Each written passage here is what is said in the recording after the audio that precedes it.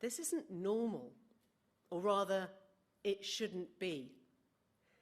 Things that for many decades were givens, the checks and balances on the executive, the role of the judiciary or the civil service or the electoral commission, a media free from interference or vilification, now appear vulnerable. We're seeing politicians move in directions that are deeply and clearly deleterious to basic democratic government. So what has changed? Well, there's always been scope for abuse in our constitution, of course, but in recent times, so many previously settled questions around our democratic norms have been upended, and at a staggering speed.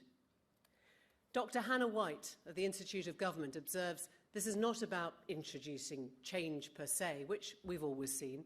It's about people in power who are prepared to test the very limits of the Constitution to achieve their aims. You don't have to look far for examples. Things that once would have shocked us now seem commonplace.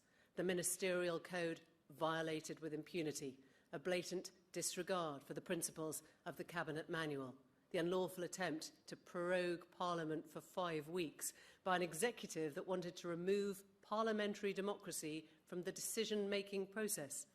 The blink and you miss it moment, the governing party's Twitter account changed its name to Fact Check UK in the middle of an election campaign to cope party propaganda in a format that sounded objective.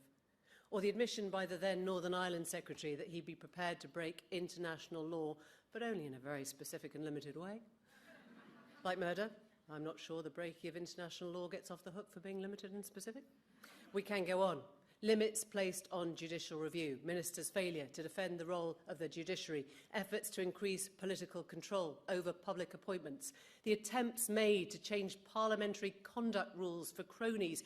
You know all this. You can join in the chorus.